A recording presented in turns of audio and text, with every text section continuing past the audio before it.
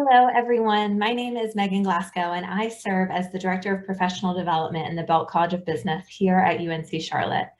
I'm excited to welcome you to the second event in the Women Plus Innovation, Technology, and Business series, hosted by UNC Charlotte in partnership with RSM. Our partners at RSM, Dave McLaughlin and Corey Moore, have been integral to the success of this event, so thank you. As many of you at this event today know, women continue to be underrepresented in the technology-related fields.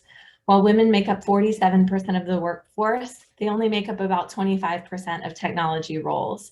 With this being such a fast-growing field, representation of women in technology is really important to gender equity in the workforce. Mentorship and networking are two ways to share success stories, connect with peers and leaders, and facilitate opportunities for advocacy. So I'm excited that these are our topics for this afternoon. To kick off our event, I would like to welcome Steve Menaker, who is the Charlotte and North Carolina Growth Leader for RSM. In that role, he develops and implements strategies to create consistent and impactful growth. He works directly with North Carolina leadership, growth team leaders, project managers, and marketing teams to create and support effective teams and market-facing professionals. He also serves as a coach and mentor to team members on building relationships with clients, prospects, alumni, and business contacts. As you can tell by this introduction, which is not at all comprehensive of what he does or his past experience, Steve's a great person to begin our networking and mentoring event. So without further ado, I will hand it over to Steve. Good afternoon, everybody. So happy to be here with you today and to share maybe a little bit of the journey. I think while I'm not a female, I think I clearly have some perspectives of having been in the marketplace. I'm a seasoned veteran of public accounting over 35 years, but I've spent it all in the Charlotte market. And I think it gives you a little bit of perspective of how do you get to where you are. If someone asks me, what do you like about your profession? I like the building of relationships, both with my clients as well as building it with prospects. In our business, believe it or not, we are not all keeping our heads down doing work. A large part of the success in our field of public accounting, but I think in almost every field, is the ability to grow. We need to grow revenues, we need to grow relationships, we need to grow personal opportunities. And I think with that comes the opportunity for you to really figure out, how do you leverage the relationships that you can build? Now, I've been in this market a long time and had a lot of opportunity to build lasting relationships, but I think you can do a lot of what I'm going to share with you in the next 5 or 10 minutes very quickly, regardless of whether you're transient or you're in one place at the same time. I remember I was probably in this profession about 7 years and realized that if I was going to succeed in public accounting, I needed to help grow the business. And how would I do that? Well, I started going to some events. So the first time I walked into a room of 50 people I didn't know, the question maybe I posed to all of you is, would you be comfortable walking into a room where you didn't know anybody? And would you be comfortable striking up a conversation, acting interested? And then also, would you be comfortable figuring out how to get out of those situations that maybe you've been in too long? I think we've all been in meetings where we talk with somebody and we don't know how to get ourselves away from it. Well, that is a skill, and I think these are all traits that you develop. But some of the relationships that I even developed at the first meeting I went to, I still have today. Now, they're different and they may have evolved over time, but they still represent pieces and relationships and lessons that I learned along the way. So I would, number one, tell you, don't discount any relationship and opportunity you have to connect with a person. As I talk with our young people now and the role that I get to play, I really have an opportunity to help our people progress. Maybe as you get to the end of your career, I've been doing this a long time, finding the success and helping the next generation be successful is really it. So some of the people that you'll interface later with our firm are those that I spend time with, and I actually have dinner with one of our other people tonight to do exactly that. So when I think about networking and getting out, it's not about you trying to tell your story. It's about, I think, you trying to demonstrate that you're interested in the other individual and that you find what they're telling you interesting, even if it's not always interesting. I think you have to adapt, you have to adjust to the environment, but people want to feel as if you care about them, right? Every business is about trust. Every relationship, whether personal, business, school, if someone trusts you, they will work with you regardless of whether you're the smartest, the most energetic, the best communicator. It's all about building trust. And so how do you build that trust? I've learned, and I think I'm sure Stacy will confirm, that you build trust by demonstrating an interest and that you really care about working with other individuals.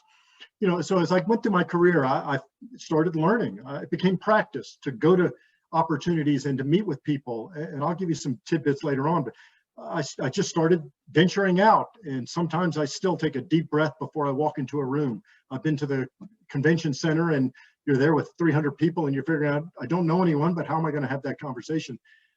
You really have to teach yourself that it's not the worst thing in the world. And there are a lot of other people there that are just like you.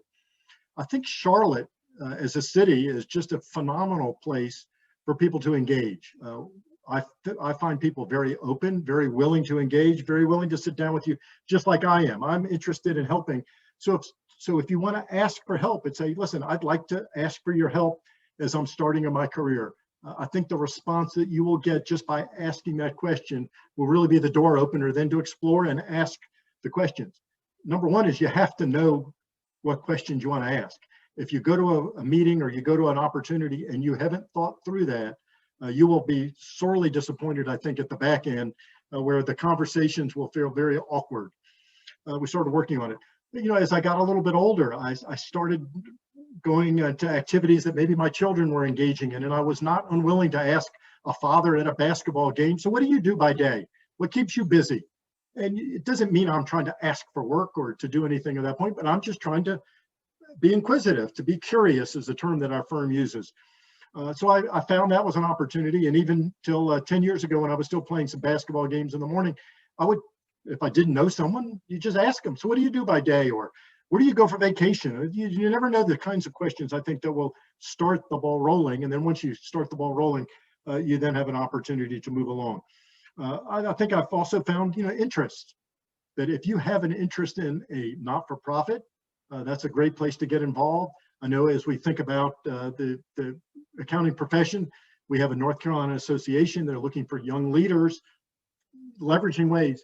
I often said as I went through my career that I didn't have time to do all the work I had to do and to be the volunteer that I wanted to be. So I started trying to figure out how could I mix the two. I think it's okay to sometimes find that there is an intersection of giving back to either a religious community organization or even a not-for-profit. I've been on arts boards, women's abuse shelters. I'm now involved with community and schools, different places that I have a personal interest. And rather than just be a passive member of an organization or on a committee, I really take it. So I'll give you an example. I just joined the finance committee of community and schools. No one called me. I called them, said I was interested in getting involved because I am interested in helping children. I think education is the future. And I think down the road, when I retire, I want to spend some time there. So I got on the finance committee. I connected with the CFO. They said, sure, we want to have a guy that has your kind of experience. Happy to have you. And as we then got on the board, I recognized that one of the members of the committee is brand new, also like me, and he is involved, brand new, and he happens to be the president of a division of a company that we want to pursue. No, I didn't immediately start hounding him. So I sent him a note the other day and just said, Eric, we're both new to the committee. Would love to just hear your story and find what brought you to the group. Would you like to meet for lunch? He responded within 30 minutes and we have lunch set up in 2 weeks. And he said, I'd love to meet. I think that's what you will find. You just have to have the willingness, I think, to step forward and venture out. And if someone says no, they say no, but nothing ventured, nothing learned. But I have found that almost every opportunity, even when I get invited to go to maybe a football game and one of the bankers invited me to sit in a box, I am very curious who's in the box with us. It's not just, I'm going to talk to the banker that I know. I use it as an opportunity. So over my career, I think most of the people in the firm would tell me that I'm very comfortable talking to anybody, but I've learned that. I didn't just go to a class, or Stacy's not going to give you every single secret here today. It does take practice. And over practice, I think, now people think I'm very confident at it. Doesn't mean I sometimes aren't a little bit antsy walking into a room, but I think you just get a little bit comfortable with that. I think the technology field that you guys are exploring creates lots of opportunities as well. Charlotte is strong. We have a technology team. We have people that are focused on it. So I think you're venturing into a very attractive area. And the other thing I would add is, I found that females are very supportive of each other. And I think as Stacy's probably going to share with us today, what a great resource. But sometimes you do need to reach across the aisle and reach out to men. And People have to be comfortable with that. And if the first male is not comfortable, find the second one. I think there are always going to be people that are willing to help you. So don't stop asking along your way. I have always enjoyed, the best compliment I can get sometimes is when people say, you're not the typical accountant. That's what I have ventured out to be in my career. But I like the selling side, the relationship side. And we have others that are the technicians. And so I think you can find your lane. It's a term that I'm using very often. You have to figure out what is your lane? Where do you want to swim or run or walk? And be the best that you can be within that lane. So that being the setup, I think as I looked at Stacy's background, there's no question that she is a networking and mentoring phenomenon. I think she's even received one of those awards, but she's had a very varied career. She's been in multiple industries, from insurance to manufacturing to employee assistance. And all of those exposures create what someone described for me as a portfolio of experience. And I think Stacy's experience taught her many lessons. And some of those lessons were that there really could be better ways that you could connect and that you could get some mentorship. In addition to starting the Pink Mentor Network, and she can go in and tell you all of that stuff. But I'm excited to hear what she's got to add today. And so take some good notes and just be sure to make sure you take up a couple takeaways from today's meeting, because I think they will stay with you for a very long time. So with that, Stacy, we will look forward to your invigorating and challenging discussion. Thank you. Oh, thank you, Steve. I think I need to take you everywhere with me. This was really, really exciting. Thank you so much for that nice intro. I am going to share my screen with you today. I have a couple tools that I think will help as far as mentoring and looking for that support that you need as you advance in your career. So I want to start by first saying thank you for allowing my message to be heard today. Megan is phenomenal at getting things coordinated and set up, and then working with Steve and his team. I'm very grateful for this opportunity because you all are at the perfect place in your lives to start using some of the tools I'm going to start today.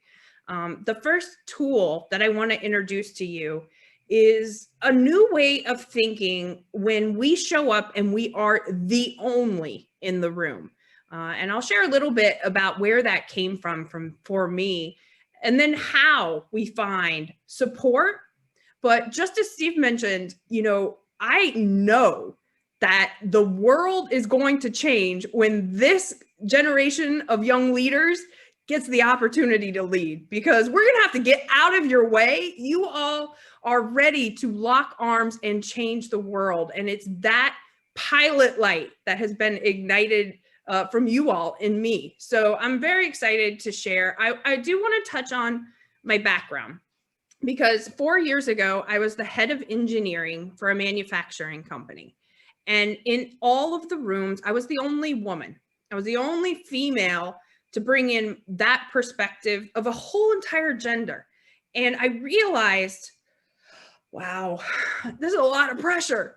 I wish I had a strong female mentor to help me to show up authentically when I am the only.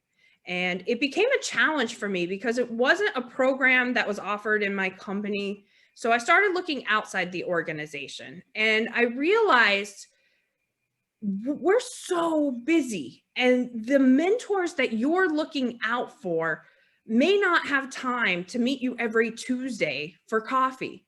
But if we could break down that relationship some and really start to think about what we're looking for, maybe we can make it more convenient for them to offer their support, their experience, their mentorship. And so I'm going to share a breakdown of a new model of mentorship and how to use it as you're building your careers. So after I realized, gosh, I need a mentor, I started mentor events, and it was just my way of getting in front of the most successful women who would say yes to me. I didn't know them, but I would say, hey, would you come to my little group and share your career experience? And it started to build a community. And from the community, we started to recognize that there were certain times in our careers where mentorship or learning from someone else's example became really, really important. So as we had that model, I then had a different way of helping organizations and leaders support and develop the talent around them. So in 2020, when everything moved to Zoom, organizations started to come to me and say, how do we better support our employees? How do we deliver mentorship virtually? And we started to build some really incredible programs. So I'll touch on that a little bit, but I think this is the power of finding the people who support you, because inside that top right picture in the pale pink is my first mentorship event. And then over time, this was like 200 events into it. I started to get really, really passionate and invigorated because I had found the support system that I needed. So my motto is, I've never met a woman I couldn't learn from. And it started in day one of Pink Mentor Network. And a lot of people will say, you know, how that's really empowering statement. And y'all, it wasn't empowering at the time. It was just my mantra in my head that when I get rejected, when someone doesn't have time for me, the woman next to her will have just another experience to share with me. And so understanding that, you know, when we look at mentorship as abundant, it becomes that way. We're starting to have one conversation that will change the course of our career. So I want to start with this. So I think as women in tech, it's important we look at imposter syndrome, because there will be many times in your career where you'll be the only in the room. Hopefully that won't be for your entire career, but in the beginning, it's probably going to happen. So what do we do when that shows up for us? So the challenge with imposter syndrome is it's really about two core values in our lives. We want to do work that matters. We want a legacy. We want to be impactful, but we also want to be safe. We want to be protected. We don't want to venture out of our comfort zone. And what happens as we're heading towards our unique path, we're losing that protection. And so imposter syndrome shows up when we're scared that we're going to be found out a fraud. So I started looking at that and exploring tools and ways to process that. And so I want to share that before we go into the mentorship support and who to look for, because it will become important as you're growing your career. So right now, you know, at the beginning of your career, it's a blank canvas. You know, you're going to look at all types of employers. You're going to have all types of managers. You're going to work on all types of projects, tasks. And as you're collecting data, when you experience something new, I want you to reflect on this quadrant. So here you see, we'll have the most enjoyable work of our career at the top. Then on the other side of that, there'll be, you know, the stuff that isn't really enjoyable for us, because you're going to find that. You're going to have periods in your career where you're doing the things that have to be done in order to do the job, but it's not necessarily stuff that you love. And then you have your natural gifts, and you're going to start to discover those throughout your career. And as you become really, when you find a gift, make a note of it. Find places to repeat it. So those are your talents, things that just come to you naturally. And the funny thing about that is you won't even recognize it, because you'll think everybody has this talent, but it's not true. Your gifts and talents are unique to you. So let's take note of them. And then you'll have the things that no matter how often you try, how much practice you get, they're just not for you. So what I like to do at the end of my week is look at my calendar and plot what happened that week, the tasks, the projects, the meetings, the conversations I had. Where is the most enjoyable work, and where are my natural gifts? They live in quadrant 1. And when you find something in quadrant 1, that's your sweet spot. Spend time there. Next is quadrant 2. Quadrant 2 is the learning curve quadrant, because you might not be naturally gifted at it, but you enjoy doing it. So in this quadrant, when you find activities here, learn. take a class, listen to a podcast, read a book, find something to develop that activity, and hopefully eventually end up in that sweet spot. If you can find the growth there and end up there, it may eventually become something that you're very talented at. Quadrant number 3. A lot of professionals that I meet with day to day are in this quadrant. And it's things that become their identity because they're good at it, but they don't really love doing the work. And I say be careful here, because it can become a rut. It can become, you know, Stacy's always good at taking notes. So in every meeting, Stacy, you have to be the note taker.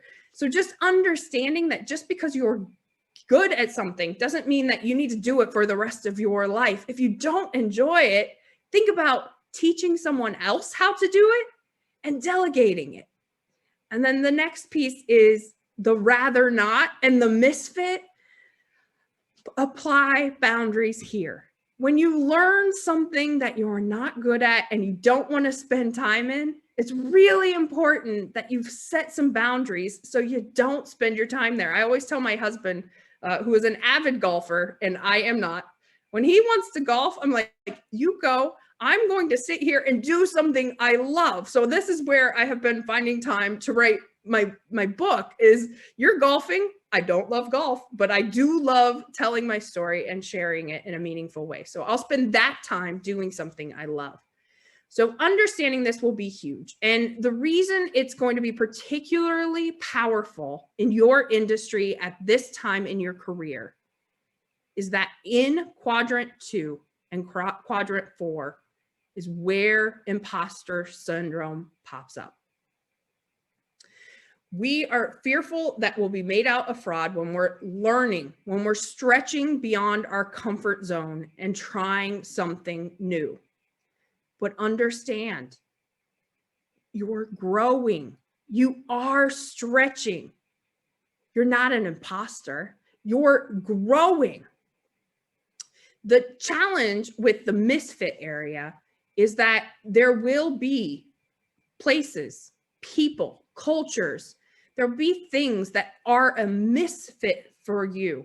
Understanding that will become really important. So imposter syndrome pops up for us when we're growing, when something is a misfit to our true character and identity. So understanding that is super powerful and helps us understand where to spend our time. I want to share a couple strategies just to get over this imposter syndrome, because it will help you when you're growing and start thinking about, oh, okay, I am just in a period where I feel like a fraud because I'm trying to develop in this area. So strategy number 1 is plant little pieces of confidence into your routine. If you noticed on my slides, in every single one of the Pink Mentor origin story slides, I was wearing pink. And the reason I was wearing pink is it just put myself into character. I was a warrior going to battle even when I felt like a fraud. So understanding that and arming yourself in something familiar can be really helpful. Like Steve said, when you go out and you don't know anyone, it's important to be confident with who you are and understand you're entering a growth mindset. It's not going to be comfortable because you're stretching beyond your comfort zone. The other thing is, you can't tell in Zoom, but I am almost 6 foot. And for years and years and years, I never wore high heels because I never wanted to tower above every person in the room. As I became more confident about who I was, I put on the biggest heels. I haven't worn them in a year, but I put on the highest heels I could find. And I was looking out for the people that I wanted to connect with. So understanding what makes you feel comfortable and what makes you feel confident. The other really crazy thing I did in the early day is I hate the term fake it till you make it. I believe it until you receive it. That if you believe it long enough, it is going to come. And so I had these crazy confidence socks when I was feeling very, very not confident at all in my work, especially in the early days of starting a company and a business and building a different model of mentorship. There were many days where there was so much self-doubt, but I would put on these socks and they said, I got them from my mom, and they said, note to self, be confident. And so I would take on this persona of Connie can. And anytime Stacy Cassio doubted herself, Connie can do anything in those socks. So it was just another reminder that, you know, visualize your highest self and start showing up as her even before the rest of the world has seen her. Then one day you're going to look in the mirror and you're finally going to meet her. So that, you know, just think about what makes you feel confident. Where are your most confident? Who are the people that make you feel confident? Surround yourself with those reminders. The next piece is I keep a legacy folder on my phone, and it's favorited in on my phone, and I can go to it really quickly, but it's all of the kind words, the moments, the notes that people have given me saying your work matters. It's introduced me to this. It's helped me with that. I have a couple interviews that I've done where I feel super confident and I re-listen to them when I'm trying to overcome self-doubt because my voice sounds the most confident I've ever sounded. And it's just a nice reminder. So think about, you know, what success have you had and how can you capture that and look at it anytime you're having a little bit of self-doubt. So before you go into a room where you don't know anyone, look at this legacy folder on your phone of all the great things that you've already achieved. Listen to your most confident self, whatever it might be, like an audio note on your phone. And then look at, you know, photos of you at your most confident self, reminders of what you've already accomplished and that you can do that inside the room you're about to enter. Repeat those small wins as frequently as you can. Strategy number 3. I think this is the biggest antidote to imposter syndrome. It's preparation, hard work, and experience. A few months ago, I got this opportunity to speak with the North Carolina Chamber Women's Group, and I had the huge privilege of taking this panel with one of my mentors, Janet Labar, and it was just such an honor. But I was so nervous. I was so nervous to be sitting on that stage and to be heard. And I woke up that morning and I just reframed the situation. The opportunity would not have come to me if I hadn't done the work to get there. And so I started thinking, gosh, I hope someone asks how I got here because that's one heck of a story. Go ahead, ask me how I got here. I dare you, because that will prove to you and anyone else in this room that I deserve to be here. So understanding that today's challenges are going to open the door to tomorrow's opportunities.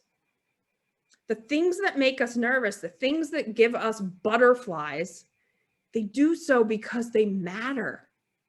That's not a bad thing. You have done the work for the opportunity. Now show up as you. You are not an imposter. So our challenge is this cycle of imposter syndrome has to stop here. And, you know, one of the things that was said in the introduction, I think the cure truly is when we hear others talk about imposter syndrome, when we hear another woman talk about imposter syndrome, remind her she is not an imposter. She is growing or she's in the wrong place. We are all human. And that is just, you know, there are times where you're going to stretch outside your comfort zone. That's part of the human process. So don't take on this title of imposter syndrome when you show up as the only in a room. And commit to not letting the women around you take it on either. It has to change. So moving on, I really want to, well, first of all, this is a member of Pink Mentor Network. This is Victoria Taylor. And I was walking into one of those meetings that Steve mentioned where you don't know anybody in the room and you're just scared to show up and you don't know who you're gonna see. And that first conversation always makes you feel just stressed out. And I'm very introverted. You probably can't tell that right now, but I'm very introverted. And so it takes a lot for me to show up in those places. And this woman, Victoria Taylor, saw me from way across the room. And she said, as loud as she could, so everyone in the room could hear it, and pointed at me, "That woman is a badass." And I thought, oh my gosh, is she talking about me? This can't be. And then I saw her and she greeted me with the most incredible hug. And so I encourage you in every room, be the one who welcomes another woman with a hug when we can finally get back to hugging each other. But until then, be the one who, introduces someone to the room full of people. Be the woman who calls out another woman and sees all of her great qualities and presents them to the rest of the room. Be that person that helps others get over imposter syndrome. So all of that to say, it helped me build the business and the model of mentorship that I'm now going to share with you, because I had to get out of my own way and I had to find my authentic voice and not be timid about sharing it with others. So the power of mentorship, finding and being support. A lot of people aren't really sure about what mentorship is. And I break it down like this. It's inspiration. It's a conversation. It's opportunity. And what happens when we break down mentorship in those three forms is we no longer become a relationship burden for a mentor. So for me personally, I think about it as a playground. So who are the people of inspiration for my career and my work? Who are the people I'm looking up to do my best work? And I go to the playground when I need some new ideas, when I need some fresh playmates. Like, where is that for you? And that can be categorized as informal mentors. So they don't necessarily have to know you, but you're looking to them as thought leaders, as authors, as podcasters, as social media personas. You're looking at them for their messaging, the work that they're putting out into the world. And we use it as motivation. We use it as role models. Thinking about that. So you don't necessarily, they don't have to know you, and every single person on this call can find and should have very close to them their informal mentors. Be listening to them, be reading their books, be reading their blogs, get their emails, all that, intake their content. The next piece is a formal mentor. So for me, these are the people who you can call, have a conversation with when you're needing some of their experience. And I call this a well, because when I'm thirsty, I go to the well and I get a drink. And it doesn't have to happen every Tuesday at 9 a.m. It's when I need it. So that's a really important component of mentorship. The next piece is a gatekeeper. And this one takes some time. It's sponsors. It takes some time to develop this over our careers. But these are the people who have a strong understanding of who we are, and they've worked with us, and they'll vouch for us when we're not in the room. They'll invite us to conversations. They'll open the door to opportunity as we're growing our career. A lot of times this comes in the form of former peers. It could also be former managers. It can be your current manager, but it's all these folks who understand that you're doing great work, and they'll give you a little nudge or a little opportunity to try to grow. And so those people become really important in our careers. The next piece to all of this is the times in our careers when we need mentorship. And let me see, I think I'll go here. The times in our careers when we need mentorship. And there are actually 6 of them. So if you look at the bottom of this, this is actually my mentorship network. And we have informal mentors, right? So those inspirations that I was just talking about. We have formal mentors. These are all folks that I turn to when I need a conversation. So they're in my phone, I can text them, I ask them a question and they have an answer. Sponsors, these folks are holding the door open for me for other opportunity. But then the times in our career. So I look at each stage of my career and look for different types of mentorship. And the stage is represented here. In early stage in our careers, we need a representation of what success looks like. So we need an example of how to be successful at that company. That's why a lot of companies will have an onboarding program when you start. They give you an example of what success looks like. Then you have your leader mentors. So we are not taught how to lead. We are shown. And when you are in the presence of a good leader, you feel it. You begin to mimic their qualities until they authentically become your own. So for me, Bozoma St. John is an amazing leader. If you're not following her on Instagram, highly recommend it. She is authentically herself. And it wasn't until I heard a podcast interview that she did with Katie Couric that I realized what I was missing in my leadership formula. And it was, she said something about she shows up as herself and then finds a way to connect with others. So I started making that my leadership mantra was show up with what is unique about me and then find ways to resonate with others. And the challenge with that is kind of reverse of the way we've been conditioned. We think we have to conform to those around us to be accepted. But as a leader, it's showing up with what is unique about you and then connecting on what we have in common. So I use her as an example. I follow her on social media. All of her message I feel like she's talking to me. So finding those people in your life is really important.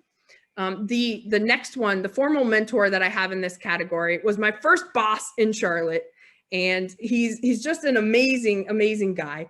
I was able to work under him as he was starting his business. And I promise you, had I not had his example, I would not have my own business today because he taught me everything I needed to know about entrepreneurship, how to build your systems.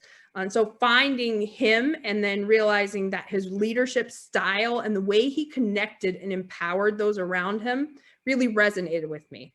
And so I still turn to him when I have questions about how to become a good leader.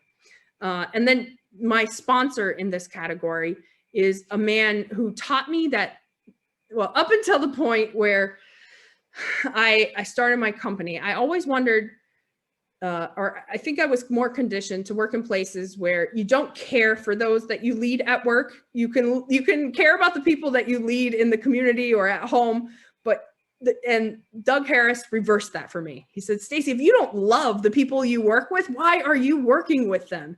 And so he has changed everything that I thought about leadership and has invited me into rooms where he's already on stage. So that's how a sponsor helps open the door. They bring you into a conversation. Industry pioneers. So we need examples of what it's like to be an expert in our field. So I think of this as a technical mentor.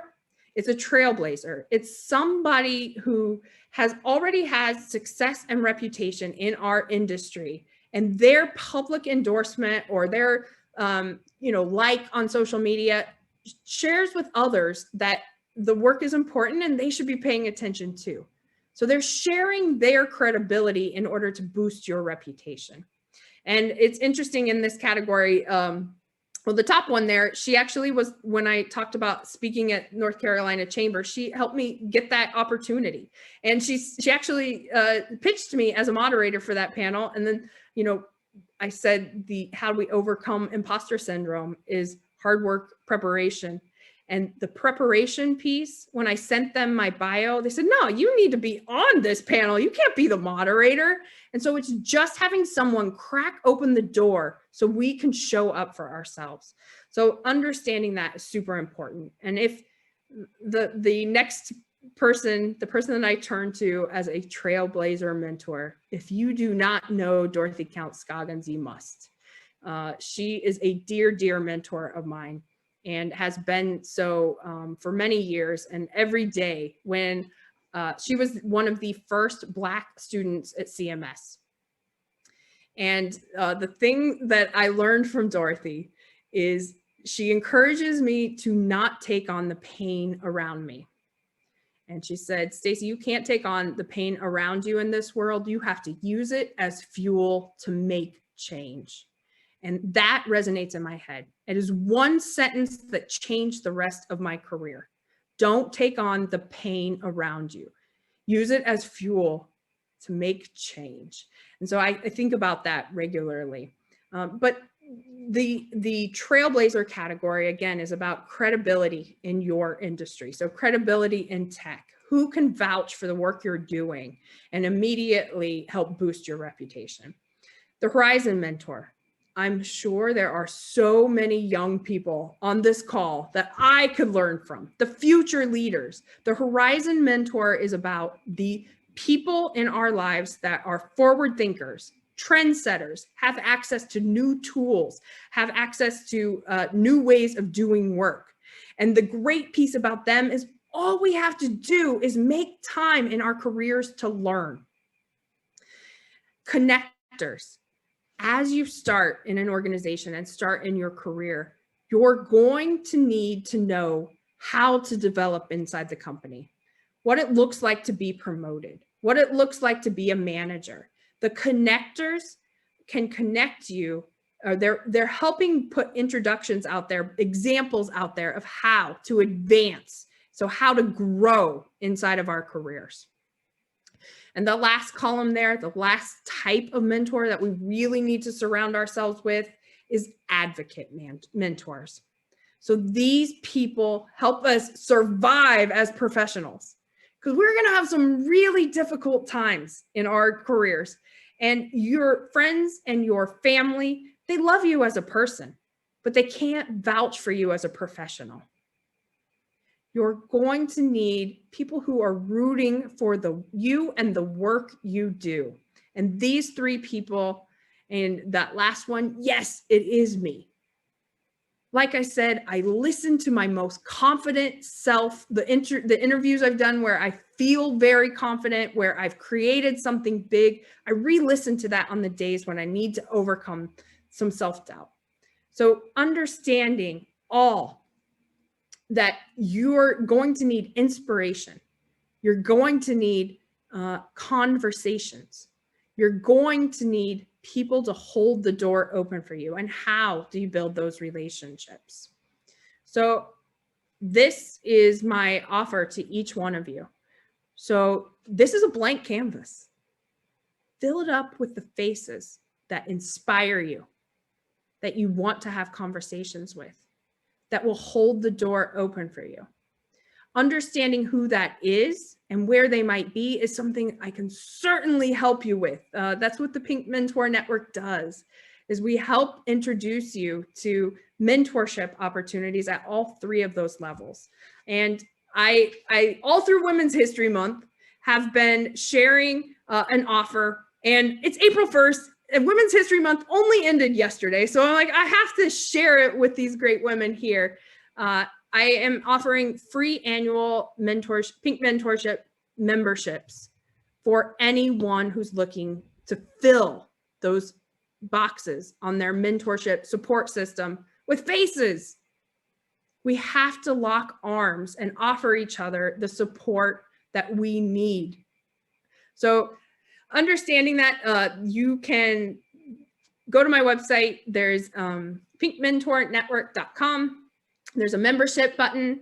Click annual subscriptions, and the code is Women's History. Even though it ended last month, this work will require the whole year. So be sure that you're ready for it, that you have the skills to find mentorship, but we're also in need of what you know. So understanding how to do that, that's my contact information. And I welcome, taking this offline, getting to know each of you. But here's the thing, I want to leave you with this, because this is why it matters. Remember when I started out this conversation and I showed you that picture of me in an engineering, we were actually making truck bumpers in that picture. I was the only in so many rooms. And had I not been the only in those rooms, I never would have taken this stage. So understanding when we're the only, our voice, our perspective must be heard. But in order to make that happen, we have to build the support we need to get there. Legacy is the lives we impact, not the lives we create. Mentorship, sponsorship, gives us a vehicle to make a huge impact. So thank you very much for your time today. I hope that I get to know you outside of a Zoom box, but I'll end in case anybody needed it with my contact information for a few minutes. And I think I'm Q&A, right, Megan? Is that where we are now?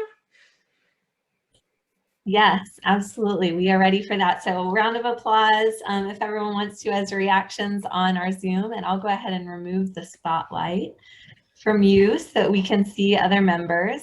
And I'd love to introduce Dr. Michelle Meggs, who is our Executive Director of the Women and Girls Alliance.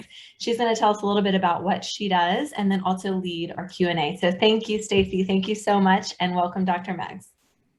Hi, thank you so much for that introduction, Megan. Stacy, that was a fantastic presentation. I was taking copious notes about what you were saying, and you said so many important things. I really do appreciate that. One of the questions that I wanted you to address was when you talked about imposter syndrome, and you talked about us being concerned about the legacy that was behind and looking at the protection moving forward. Can you talk a little bit about what imposter syndrome is kind of rooted in? When I talk to women about it, it seems to be rooted in the ways that women are expected to show up.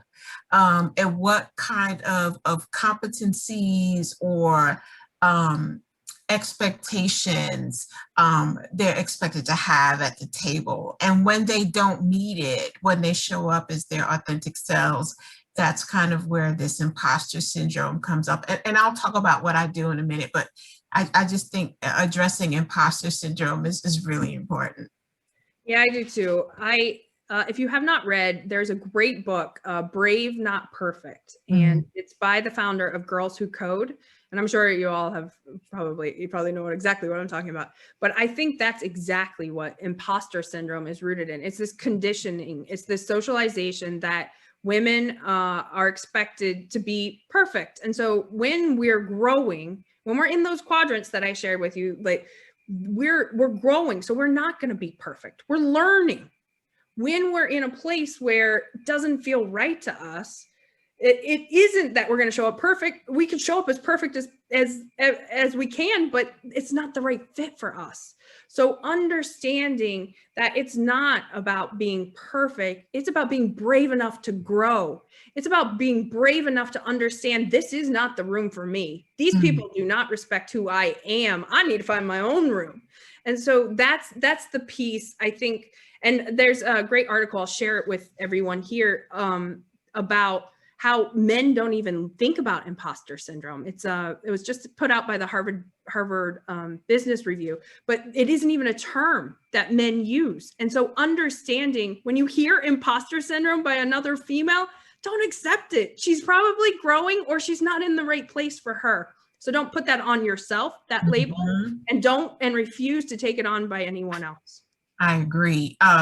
Just a little bit about me. I am Executive Director of the Women and Girls Research Alliance here at UNC Charlotte, and the Alliance is committed to addressing the critical issues that impact the lives of women and girls around education, employment and earnings, civic and political engagement, economic security, health and well-being, and ending violence against women. So a lot of the research and work that we do addresses all of those issues. So this conversation that we're having around mentorship kind of hits a lot of the work that we're doing. So this is absolutely right on time.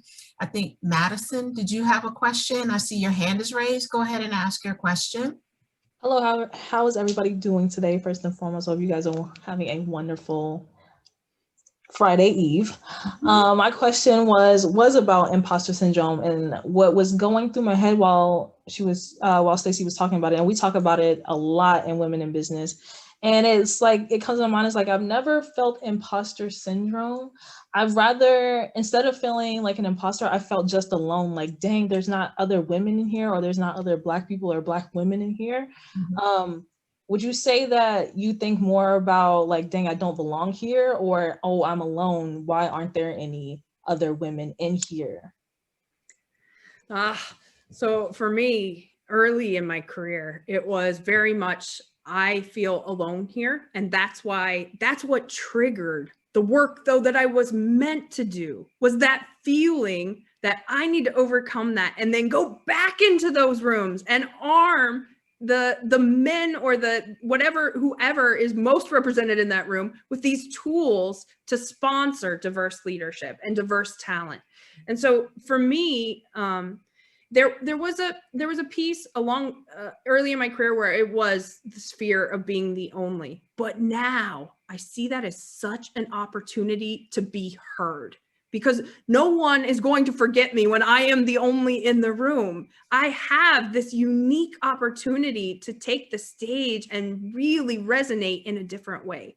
And so it becomes also a privilege and an honor, but it's also, I got to bring along all the women who are, coming up behind me. And so I look at it as this is such an opportunity to bring them into the conversation. So that's the goal for most of my work now. Thank you. Yes, go right ahead. Oh no, I was just gonna say, I think it's a muscle too. You have to flex it quite frequently before you find it. And so understanding that's part of the journey, that it's just like you can't run a marathon on the first time you take the track. You have to like work up to it and keep building and keep pushing yourself. And so that will happen over time too. Mary, I see you have your hand up. Yes, hi everyone. My name is Mary. So my questions doesn't really related to imposter syndrome, more towards mentorship. So I'm about to graduate, and right now pandemic happening. So it's really hard to have like going to like networking event is very different compared to before. So how can we get personal experience through, while we're connecting through Zooms or any like online? I have been using LinkedIn to connect, but I feel like the personal space is missing. Yes, you're 100% right. That is a great question. And I hope that you took down the pink mentorship offer that I gave you, because in those rooms, people are coming into the room to help grow careers of the Marys in the room. And so I think it's about understanding where those places are. LinkedIn is a challenge for me too. I get a lot of requests, and anyone who connects with me today through LinkedIn, I recommend that you say, Stacy, I saw you just at this presentation and this resonated with me. Don't make it just a general, hey, I want to connect to you and learn about your career. If I know that that something I said was meaningful for you, I'm going to deposit more. So give me that opportunity. I think the thing about mentorship is it's this bank account, right? If you get something from this today, tell me that. I'll want to give you more. Like, I want to share more.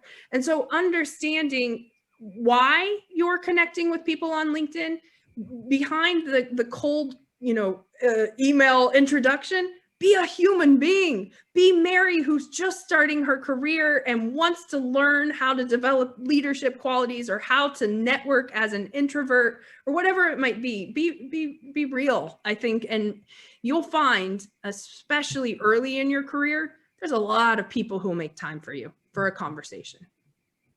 Thank you so much. Can you talk about, Stacy, the do's and don'ts of trying to find a mentor in the workplace? Because eventually we're all going to be back together. And can you kind of offer some insight, some wisdom around how to locate a mentor within the workplace? Yeah, that's a great question. Two things that I see, the biggest mistakes that I see. We show up with our baggage in front of a mentor. So we bring in all the things that we can't do, that we don't feel we're good at, that we need help with, and we introduce that to the conversation before we really know the person. So when I'm getting ready to meet one of my mentors, I think about how will this conversation help me grow? So I show up with my vision for my career rather than dragging in the baggage. A mentor is someone that we can learn from their experiences and then reverse engineer that experience for our own. And so thinking about it as my time with this person is valuable. I want to let them know about my vision, because when they have opportunities to offer you that surrounding that vision, or they'll bring it to you. So don't make them a coach. A coach is someone that helps us because they have a process of helping us get from A to B. Same with a therapist. But a mentor is just someone who really wants to give back. Give them that opportunity by showing up with the vision for your career. The other thing I will recommend is don't turn it into a relationship. Think about it as one conversation at a time. It's just like, people laugh at me, but I always say it's like dating. You go on your first date, you're not going to ask the person to marry you. So just like ease into it. Make sure that it's the right person, that their experience is a good fit for you, that the personality makes sense. Start with one conversation. If it's the right person and it was meant to be, it's going to go somewhere. It's just like relationships. Does anyone else have a question they'd like to ask before I ask another? I actually had a question. So I actually just signed up for the Pink Mentor Network, but I was wondering what it consisted of, how you connect with other women on there. That's a very good question. You want to know what you're signing up for? I get it. Yeah. So right now in the virtual space, we are meeting twice a month, and one is a masterclass. So it's kind of what you experienced here today. An expert in a particular will share how she built her career. And then the other event we do is an exchange, and every single member is part of that conversation. So it's a give and take. What do you need and what do you know? Because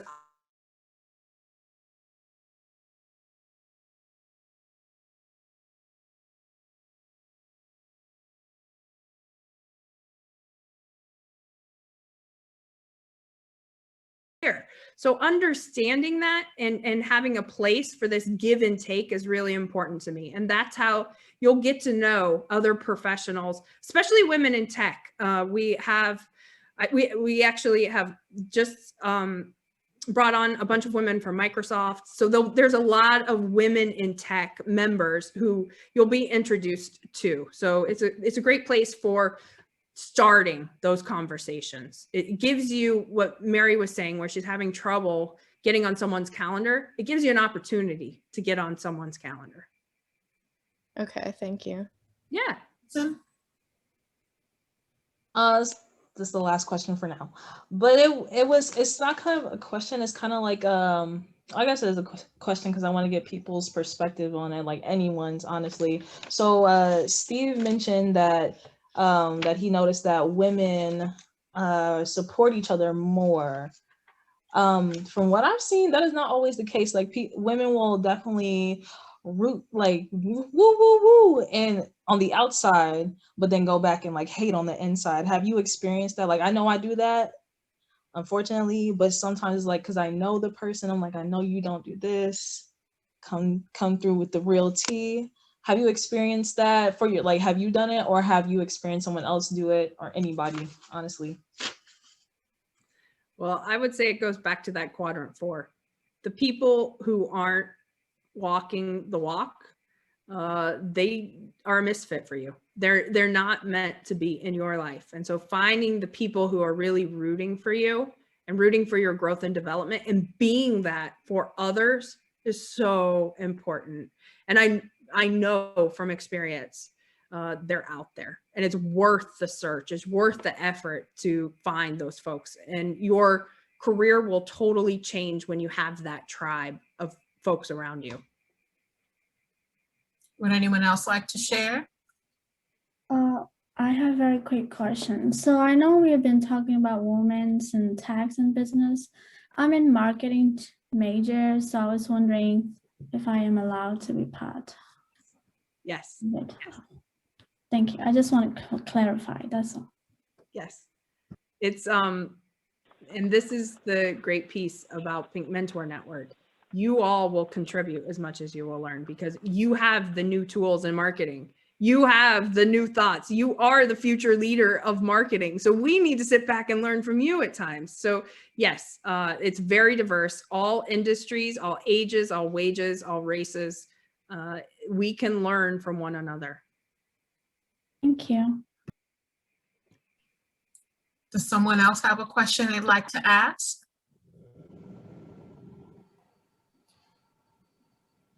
Okay. Stacy. Amber, Yeah. looks like you have a question. This will be the last question. Okay, So I just can wanted be to ask respectful. Stacy, how you got over your introvertedness? That's a great question. So I'm still not over it, but I've learned to live with it. So there's this great Simon Sinek theory that an introvert wakes up on a Monday morning and has 5 coins to share with the rest of the world. And when those coins are gone, they're depleted, and they have to find time to spend with themselves to rejuvenate and find the coins again. But an extrovert, on the other hand, walks through the week collecting coins from every person they meet. And so at the end of the week, they're fulfilled because of all the interaction they had in a week.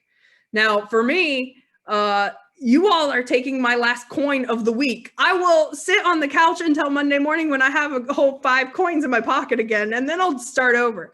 But understanding where you find energy, and that will come with experience, but understanding where that comes from for you is important. I love sharing my message, but it depletes me of a lot of energy. And so I need to understand, I can't do back-to-back presentations. I'm not that person.